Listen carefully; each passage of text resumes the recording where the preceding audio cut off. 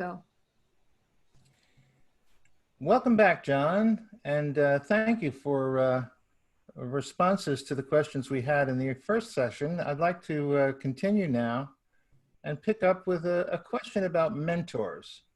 Maybe you can tell me a little bit about who the mentors were that coached you, helped you along, both in and outside of the CI community over the course of your career.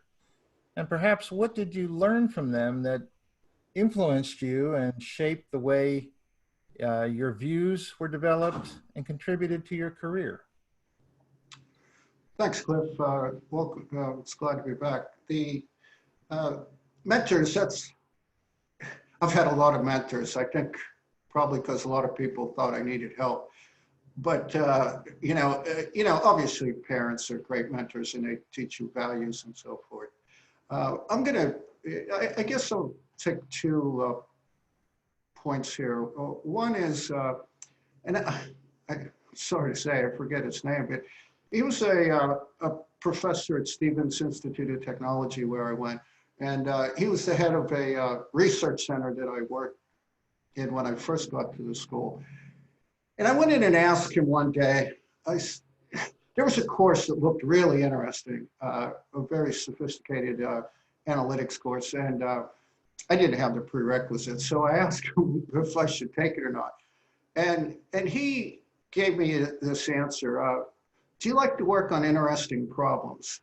And I thought, well, I was thinking to myself, this is kind of a stupid question to ask me. Of course, but he explained to me that in academics and other parts of life, the higher the skill level that you have, the more likely it is that you're going to be asked to participate on interesting problems and issues and so forth. And I thought that was a really insightful point. And obviously I went and took the course, and I took a lot of courses I didn't have prerequisites in, and did a lot of things I didn't have prerequisites in, because it was a way of learning and expanding the variety of my knowledge.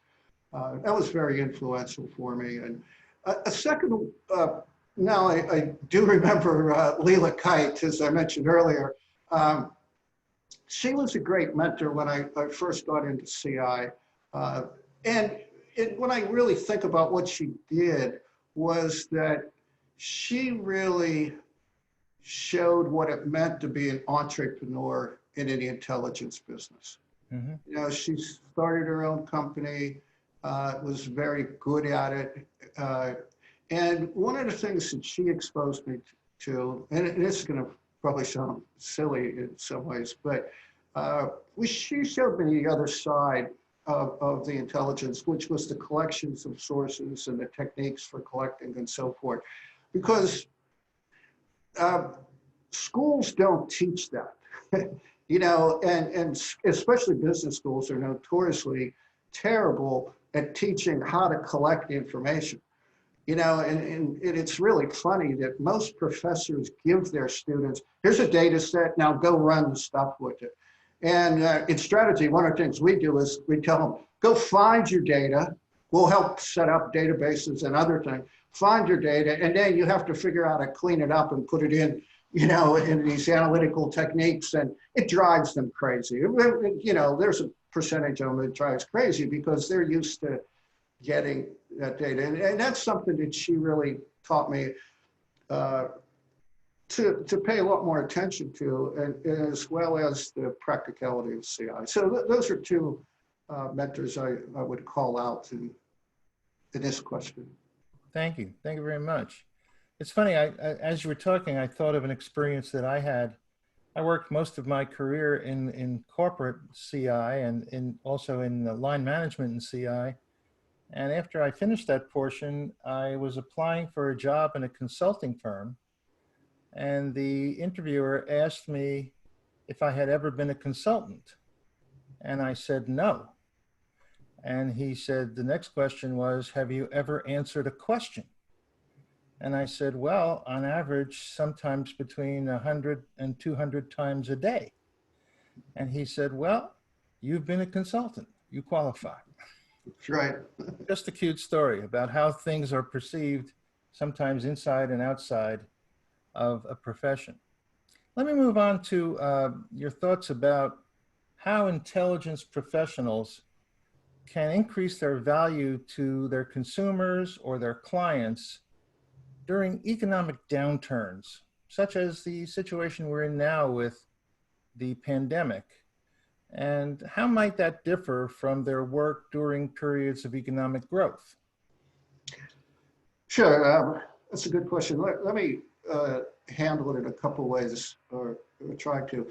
One is, let me say, large companies have what I call an immunity effect. Large companies can sustain themselves for the most part through the, and contrary to what a lot of people say, they're a lot more agile than sometimes we give them credit for. One of my neighbors down the road here works for Dick's Sporting Goods, which is one of the largest, sporting goods companies. And they pivoted very well during this crisis that we currently are in to online selling. And it just came out recently that their earnings were, very good and excellent, actually, relative to what they expected, because they were able to do that. To me, that's part of this immunity effect and being able to pivot that. Now, let me say three things about this. Anytime, I don't care if it's good times or bad times, I think companies should be doing TOWS analysis. That's TOWS, TOWS analysis, as opposed to SWOT analysis. First of all, I tell my students, if you ever do a SWOT analysis for me, you get an F. It's the most worthless analysis that I've ever seen in business. Sorry to everybody who likes to do those, but the reason why they're worthless is because most people put together 4 lists. And then you say, okay, what do you do with those lists? Well, I don't know. I asked the students, they said, we in classes, we're always asked to do these things. I said, what'd you ever do with them? They all come like, nothing. So now a TOWS analysis, why it's so good is it takes a specific issue, like let's say this virus, and it says, okay, that presents opportunities to you, it presents threats to you. Now, how do the strengths and weaknesses that you have as a company, your capabilities, the lack of those capabilities, how are they affected, by this virus? And do you see any threats that you can neutralize? And then do you see any opportunities you might be able to take advantage of? So I think, if there's a tool, this is one of the tools I really think is great, this TOWS assessment, because it switches it and makes it very actionable, because you only do a TOWS analysis for a specific issue or a specific strategic initiative if you want. Now, going through good times, my main advice is, sometimes it's good to pass up opportunities. There's lots of opportunities. And I remember when people were first going into China, I taught a course, you don't hear this term much, Chindia, because China and India were, a decade ago where everybody was wanting to rush in. And, I was teaching a lot of executives, our executive programs, and they all just wanted to rush in. And I was like, why? You're not giving me a compelling reason. All you're telling me is, well, everybody's there. And one of the things that we found out with doing some research is that people were rushing in because they thought, oh, the best companies are all going to get partnered up and we won't have. It turned out that that's not the case in China. There's lots of opportunities to partner with. They have lots of companies. They're a very decentralized economy, much more. Now they're centrally controlled and you do what you're told to do, but there's all kind of companies all over, and they don't coordinate necessarily with each other. They coordinate with the government. So, that's something I think that's in good times. Now in down times, I think that the main takeaway for me is that how can you use the capabilities that you currently have and extend those into different market areas, different product areas? And you're seeing that happen now, where you have companies such as beer companies or various types of beverage companies, now making sanitary liquids, for people. That's an example of taking a capability and putting it into a new market. the making of the ventilators. It's another great example of some companies like Ford or GM that had great capabilities. They weren't in the ventilator business, but they figured this out. And that's this whole notion, I think, is very strong. I don't know why we don't hear more about it, both in schools and in businesses, because it was something that came out of World War II. Because and then popularized by 3M. 3M is still using the core capability notion, and they're one of the great innovative companies. But it came out of things such as all these companies expanded their capacity during the war effort, and then the war, when it ended, then they had all this excess capacity, and they said, what do we do with it?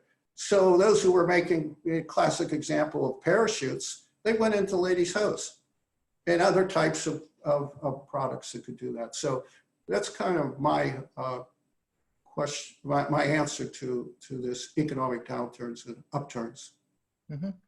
Now, one of the things that came out in the series of interviews I've done with other fellows that was a pretty common answer was that in times of economic downturns, and this was particularly among American publicly owned companies, American-based publicly owned companies, the work became very tactical, became very short-term, became very focused on what do we do to achieve earnings for the end of the quarter, et cetera, as opposed to in times when economic growth is strong, that's when people spend time focusing on the longer term, on the strategic issues, on the planning for the future.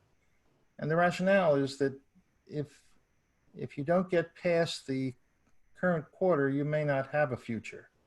And what do you think of that way of looking at it? Yeah, I think I would just take one exception to it. I agree that that's what happened, because the last time we had, whatever it was, the last time we had this, everybody was cash flow, and and I understand that. I probably 20 years ago now, I did a study with one of my doctoral students. It was actually his dissertation, and we looked at capital investments during recession.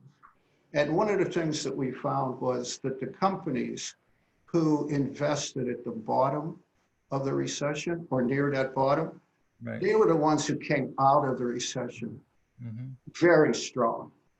And so, I mean, it was counterintuitive when we did it then. And it sounds like it's probably still counterintuitive to that. You have to take care of tactical, or you can't deal with strategic. I agree. But if you're managing your money well, and you want to build up that, reserves, so that you can invest at the, in a recession. Right. Let me turn to sort of the next two questions, which have to do with the positive and the negative. Let's start with a question about, maybe you can tell me a story about what you think is your most important contribution to the field of intelligence. And I'm going to end this with so far, because there's a lot more to come. Yeah. Let me just say I could say a variety of things, because I'm not, as you know, I'm not good at thinking about the greatest and stuff. I like to think about some things that are impactful. I think, I can't pass up the notion that helping start or being on the ground floor of the CI field is, I think, really important. And it was great to learn a lot and be part of that, and see from the insides what we did, why we did, how we struggled. Now, more specific to CI,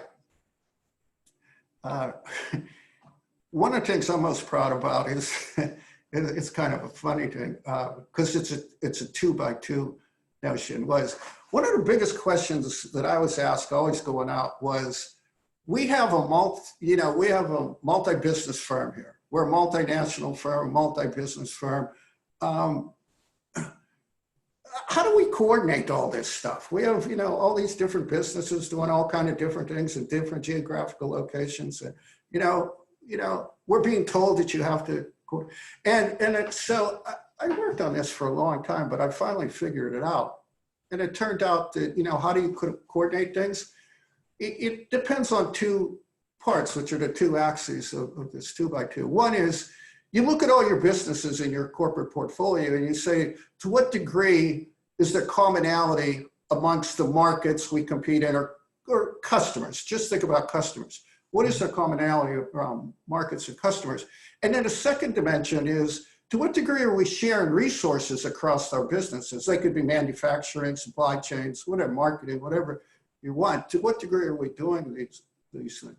And if you're high on both of those things, if you have lots of commonality of customers and lots of sharing of resources, then you centralize your CI operations. And if you're in any of those other three cells, then you do different things. And you know, the other side is if you have little commonality and then you have, you know, don't share many resources, then you don't coordinate at all. You might set up a best practice group, you know, across all your different CI operations. I thought that was very valuable because once I figured it out and people would ask me the question, it would end the conversation. And then we actually did with several companies, including Johnson & Johnson. We looked at, you know, because, you know, that's a pretty diverse portfolio. Right. And we found out there was a way to even put more nuance in it by grouping. You know, some of their businesses have commonalities, others don't.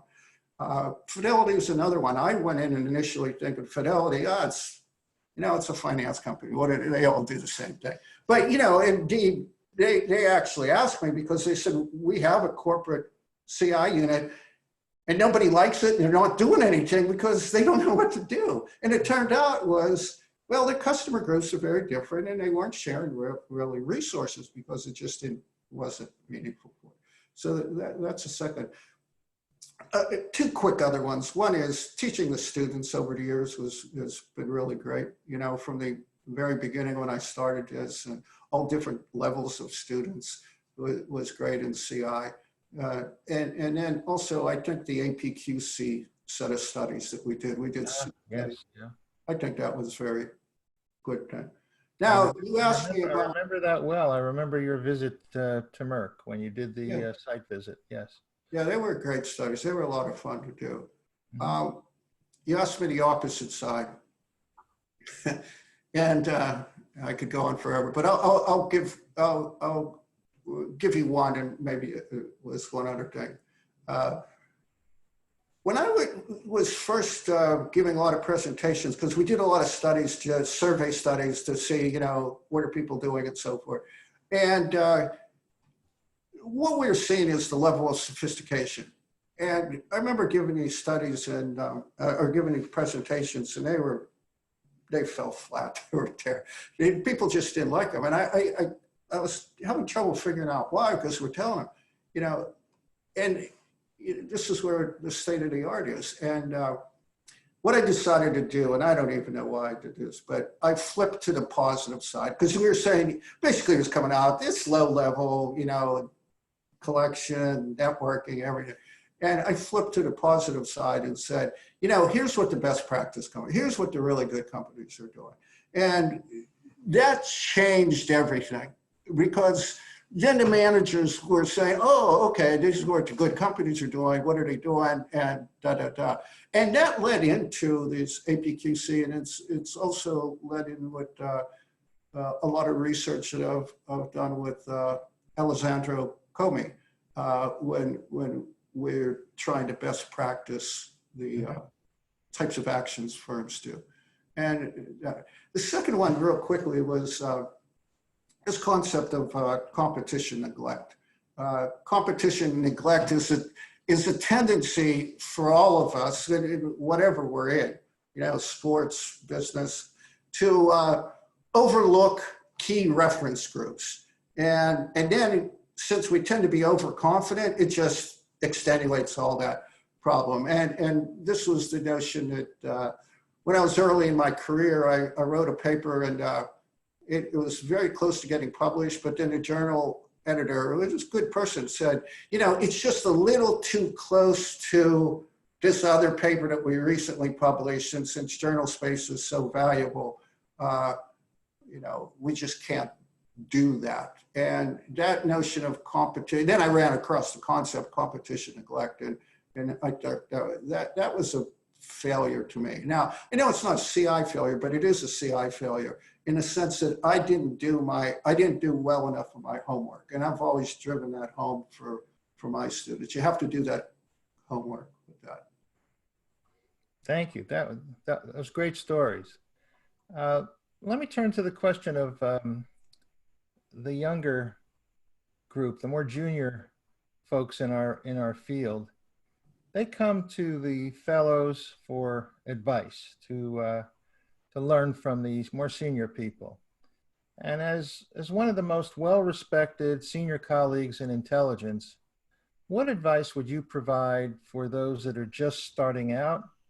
And what would you say to help someone to grow professionally and become successful in their careers? Sure. A couple quick things. One is that I would go back to the Body Knowledge Project. I think that if you have a set of competencies in front of competency domains and then specific competencies, I think that's a way of saying, what do I have to do? Where's my training? What am I really strong at? What things do I need to do with that? But let me go a little bit more specifically. I don't know how anybody anymore could survive without business analytics. You know, business analytics is nothing but a fancy word for statistics, but that's what it always was until a few years ago. And now there's, you know, because there's so many different types of statistics and analytics, but I don't see how you can survive and communicate with lots of the parts of the organizations with that. And I would really encourage this CI people to do that. Is your question, going back to your question about mentors, you have to get mentors, all kind of different mentors, do that. There's two other things that I'll mention. One is intentions. We don't focus enough in CI about intentions. We look at capabilities a lot. What can a firm do? But we don't focus on what would our competitors or some government agencies or whatever it may be, what do they want to do? What's their intention for it? These things of intentions and capabilities don't match up always perfectly.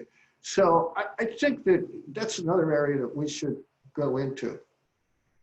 The last one I'll mention is, there's a book that I was reading, and it's about this very smart lady who was just about to get her PhD in psychology, but her brother was a good, excellent card player out in, you know, Vegas and those areas. And so for whatever reason, she went out there and became a card player. And she's written a book and about how business is a lot like playing cards. But one of the concepts that they use in playing cards is called resulting.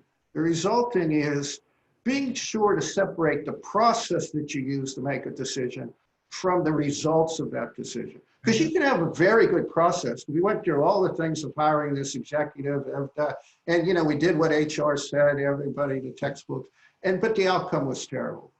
You know, and the other thing, you could have a terrible process and then have good results. You were lucky. So in strategy, one of the things we like to try to separate is luck from skill. Mm-hmm. And so if you have a good process, you should have skill in doing that. You still may be unlucky, you know, with that. But if you don't have a good process, you know, if you're going to be successful, you're just lucky. There's nothing wrong with being lucky. But this whole notion of resulting, I think, is a very interesting process to mm-hmm. think through. We touched a little bit earlier on the fact that the internet was a technology that came about over the last 30 years, which had a dramatic impact on the way CI has been practiced. Probably a counterpart to that is current, is the emergence of artificial intelligence, AI, and the role that it will play in supporting strategic decision-making in the future. What are your thoughts about how AI should fit into the world of CI, or perhaps it's that CI needs to fit into the world of AI? And is it a threat or an opportunity for CI practitioners to use in their work? Yeah, AI is here to stay, and so CI has to embrace it in many ways. I think there's for me, when I teach some of this to executives in particular, but to the MBAs as well, is that we have to understand where AI is now. It's very good for what we refer to as the technical core, getting things done in organizations. In places that you have what we call high data density. So, if you want to do some biometrics or credit scoring, it's very good for those types of things, and I embrace it. When you get into things where tasks are really unique and you don't have these databases, AI doesn't work so well. You can do simulations all you want, but it doesn't do so. So for us, intelligence briefings, many intelligence briefings that you do, there's not a lot of high data density there, big databases that you can crunch and that, and the tasks are often unique. Complex negotiations is another one. And in those cases, AI is not stronger than humans. And so I think what we have to do is separate out when humans are best, when computers are best, AI and so forth, and when the two should work together. So, in handling insurance claims or medical diagnostics, computers and people working together are best right now. Flying airplanes is another one. Or optimizing supply chains is a fourth example of where humans and computers can work together because of the mix of the density of the data that you have and whether the problems are familiar or not. So familiar problems in particular, where there's high data density, it's going to work well. Now, I think the big bottleneck for AI is modeling in highly uncertain and unstable systems. Mm-hmm. So if you think about complexity theory, that's what complexity theory many times is all about. Highly uncertain, unstable situations. And the extreme of that is black swan type of situations. But I don't think AI is made a lot of strides in that area. Now, maybe they will, and that would be great. But when I think of things like volcanoes or earthquakes, AI can do a lot of understanding of what goes on with earthquakes and volcanoes. But to my knowledge, they still haven't cracked the nut on how to predict them. And so I think that's the way I look at these things of AI. We have to embrace it. We have to get the skill sets. AI to me is, again, part of the skill set on analytics and all the machine learning and so forth is analytics, which means that people have to get more accustomed to programming. Mm-hmm. One other thing I wanted to jump back on, when we're talking just before on the issue of helping people grow and become successful in their careers, I recall you saying that in a lot of the work you've done and the studies you've done, you were surprised to find that the number of intelligence professionals who had MBAs was smaller than what you might have expected. As we're going into the future, what are your thoughts about whether MBAs are required, optional for the CI practitioner of the future? Yeah, so this is one thing that always surprised me. I don't see, even in the information science business, but particularly anybody who's gone to business school, I don't understand how anybody can get through business school and not know Porter's 5 forces or the value chain or a lot of these other techniques. And so what really surprised me is that some of the most popular seminars, speeches, whatever, in Skip over the years has been Porter's 5 forces. How do you do that? Or how do you look at the value chain? And I'm sitting there to myself saying, our undergraduate students, if not just at our school, but at any school, across the world. So it was never clear to me, what were some of the career paths? You'd ask people and you'd hear, a variety of different things.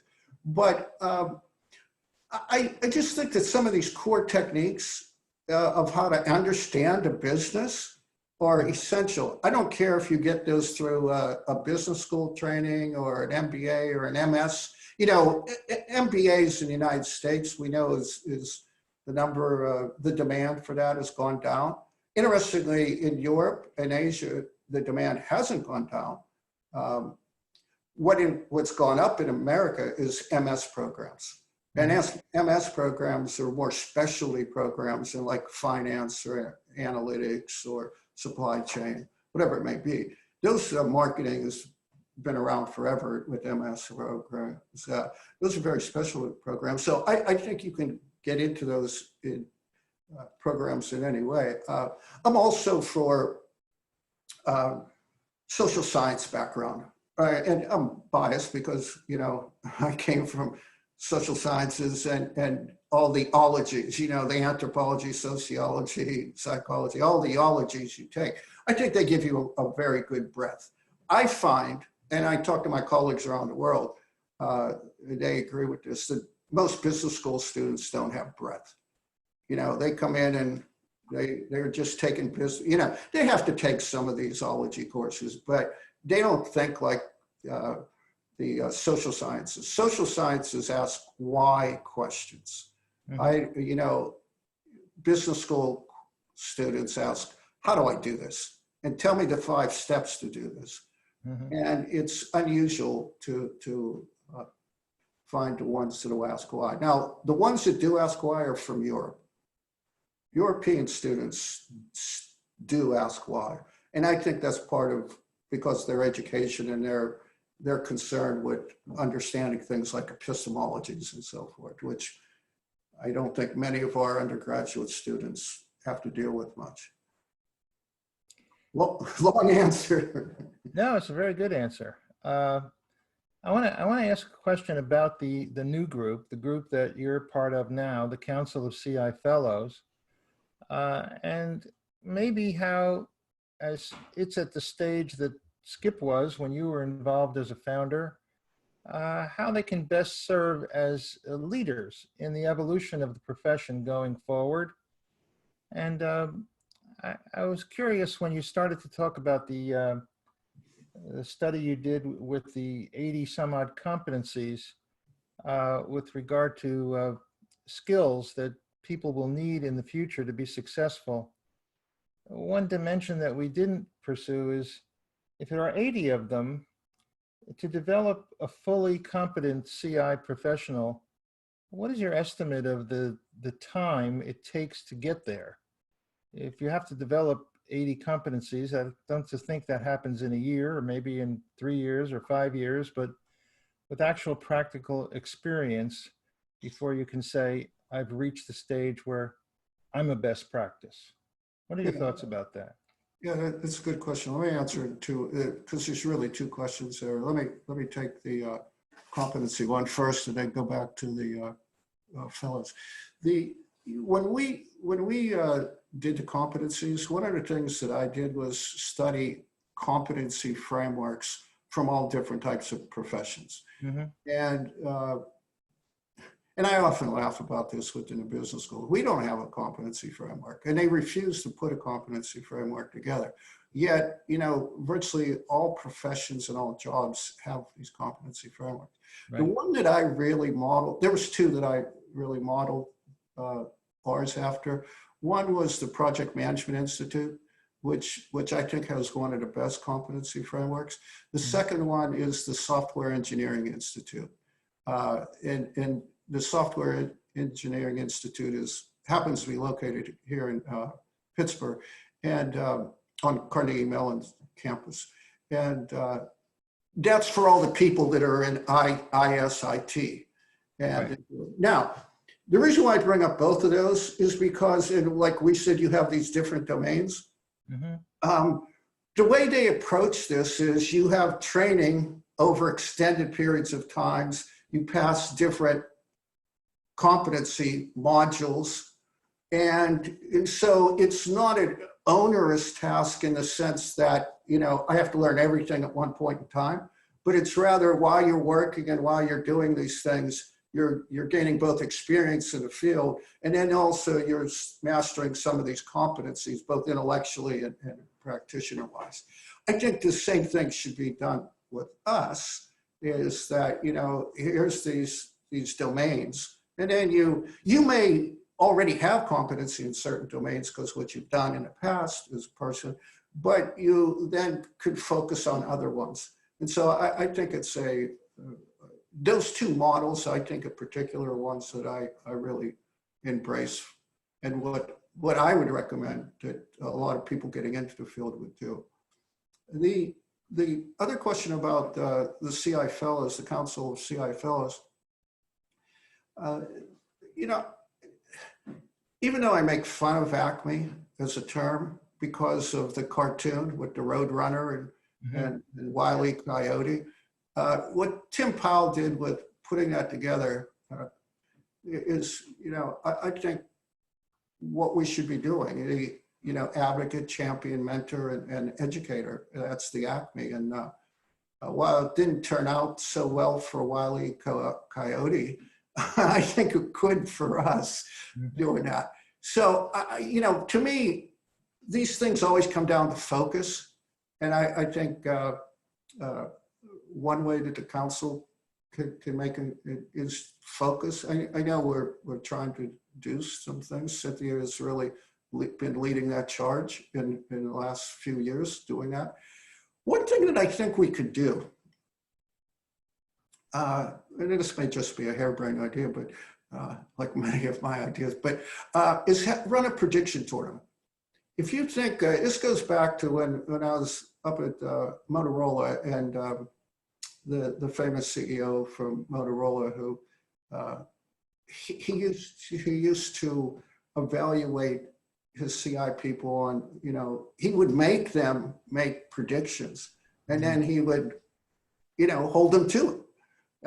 And I thought that was also intriguing. Now, this notion of prediction tournaments, a great book is called Super Forecasters. And it's by a couple people out of Tetlock is one of them, who's really, I think, leading this effort out of Wharton. And you can run prediction tournaments. I run them with my executive MBAs. We do prediction tournaments. They love them, and it brings a lot of, you know, interesting things into it. And they see how difficult it is to do predictions. And a funny side story that I ran across is that when you see all the talking heads that come on to the news and so forth, the opinion shows, they're taught to never predict much difference from 40%. Because if you say there's a moderate degree that this will happen, they can't be wrong. Now, that's not what a CI person should do. And I say, what's the added value of somebody who's telling you, you know, there's a 50-50 chance or a 40% chance of doing something. So I think running prediction tournaments might be a novel thing for us to do. And they're not that hard to run. That's absolutely fascinating. I'm sure you're aware of the fact that I spent the first half of my career in line management jobs where I ran businesses in the pharmaceutical business. And the way it kind of worked there was you did forecasts, quantitative forecasts of your P&L and how much you would produce at the top line and the bottom line. And at the end of a particular time window, you were held accountable for them. And we called those backcasts. And if it turned out that you were off by a certain percentage, often that meant the end of your career. It was not something that you could make an excuse about because it dropped to the bottom line. And I don't think that's what you mean by prediction tournaments for CI people, but the way people experience forecasting is quite different when you are the decision maker as opposed to an advisor. That's just my perspective on that. Yeah, no, you're right. I mean, a prediction tournament today would be what's the likelihood that or making predictions about the likelihood of TikTok getting bought by Right. this company or that company. You could do those. I think, John, I just want to say this has been a really fascinating experience, and I don't know how to thank you enough for your time. I often like to end interviews with the opportunity for the interviewee to offer their thoughts on anything I haven't asked about, anything that we haven't touched on that you would like to touch on as a closing remark. Please feel free to add your insights and your thoughts on anything we haven't covered. Is there anything else you'd like to add? there's lots of things I could talk about, but no, this has been great. Your questions have been quite comprehensive, and I thoroughly enjoyed, retrospectively thinking about a lot of the stuff that we've done over the years and where we're going.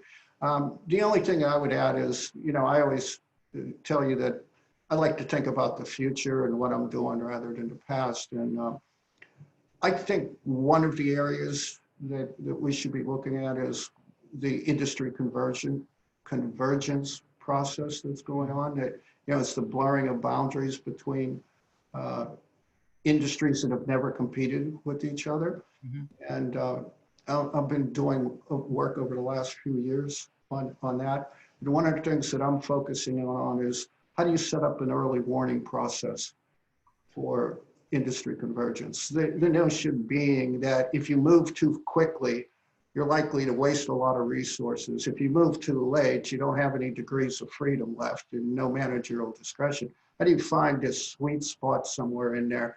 And, using market signals and so forth. And I think that, industry convergence is just going to be continuing to happen. Not all industries converge, but our analysis is there's at least 50% of the industries are experiencing some type of convergence. Whether, and some of the mundane industry, what we would see as mundane industries, not just the high-tech ones. Dunkin' Donuts, or what used to be called Dunkin' Donuts, they're converging by all these K-cups. And I spoke with one of our colleagues about that, and it's just very fascinating to me. So that's the one thing I again think that CI people should be thinking about, because it's likely to hit most businesses.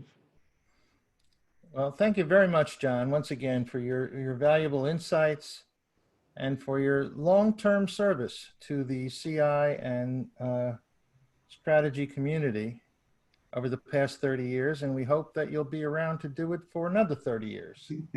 And so I wish you the best of health and be well. And at this point, I'd like to turn the program back over to Cynthia Correa for some closing remarks. Thank you, Cliff. And this has been wonderful. I've enjoyed this captivating and thoughtful interview. And as with any good interview, this just feels too short. This is just no different. And congratulations, John, on your 30th year as CI Fellow.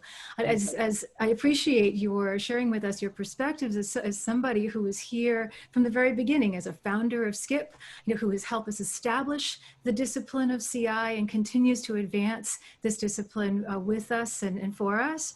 And I want to thank you both too for helping the CI Fellows celebrate this milestone year and for kicking off this interview series. I do want to mention that this is just the beginning of the interview series that the CI Fellows will be conducting. So we will have more interviews to come with other CI Fellows in the coming weeks and probably months as well. So we look forward to sharing these with you. And we certainly hope that that this has been really valuable for folks in the audience as well. And so I can't thank you enough, for helping to kick this off, and to also continuing the conversation. I think as with any of our webinars and discussions that we tend to have as fellows, it just never seems to be long enough. There's still so much to cover. So I want to thank you both again, and we look forward to continue this conversation in our community of practice and elsewhere, and to the continuing work that you do, John. So thank you both. Thank you. Thank you, Cliff. Thank you.